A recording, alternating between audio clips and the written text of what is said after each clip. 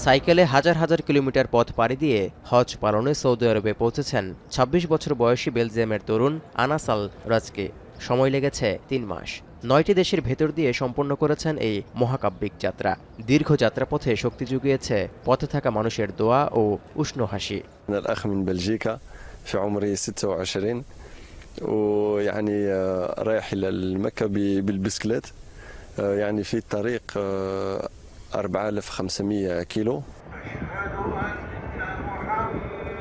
পবিত্র হজের সময় ঘনিয়ে আসায় আকাশ, স্থল ও নৌপথে বিশ্বের নানা প্রান্ত থেকে সৌদি আরবে ঢল নামছে লাখ লাখ হজযাত্রীর। ১৪৪৬ হিজরি বা ২০২৫ সালের হজ পালনে এখন পর্যন্ত দেশটিতে পৌঁছেছেন অন্তত ৭ লাখ মুসল্লি। হজ করতে যাওয়া বিশ্ব মুসলিম উম্মার সহায়তায় মক্কার গ্র্যান্ড মসজিদে স্থাপন করা হয়েছে কৃত্রিম বুদ্ধিমত্তা সম্পন্ন বিশেষ রোবট।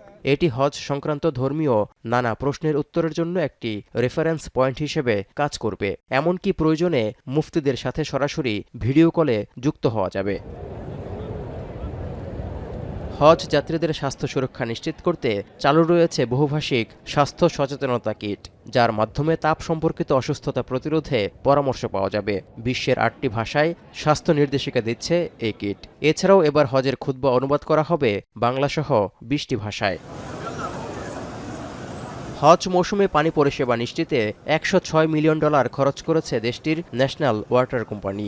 মক্কা মদিনা সহ হজকেন্দ্রিক পবিত্র স্থানগুলোতে স্থাপন করা হয়েছে উন্নত পানি পরিষেবা। নিরবিচ্ছিন্ন পানি সেবা নিশ্চিতে থাকছে ১২০০-র বেশি কর্মী। পূর্ব ঘোষণা অনুযায়ী মক্কা মদিনা সহ হজ কেন্দ্রিক এলাকাগুলোই চিরুনি অভিযান চালাচ্ছে কর্তৃপক্ষ। হজের অনুমোদন ছাড়া শতাধিক ব্যক্তিকে পরিবহনের অভিযোগে অন্তত ৪০ জনকে গ্রেপ্তার করেছে নিরাপত্তা বাহিনী। ১০ জুন পর্যন্ত বলবৎ থাকবে এ আইন।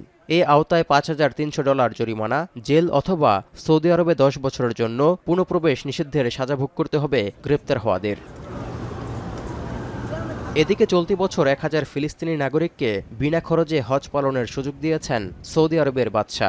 এই আওতায় রয়েছেন ইসরায়েলের সাথে সংঘাতে নিহত বা আহত ফিলিস্তিনি পরিবারের সদস্যরা। ১৯৯৬ সালে শুরু হওয়া এই কর্মসূচির অধীনে বিভিন্ন দেশের ৬৪,০০০-এর বেশি হজযাত্রীকে বিনা খরচে হজ করার সুযোগ দিয়েছে সৌদি আরব। তৌহিদুর রহমান, এখন বিশ্ব।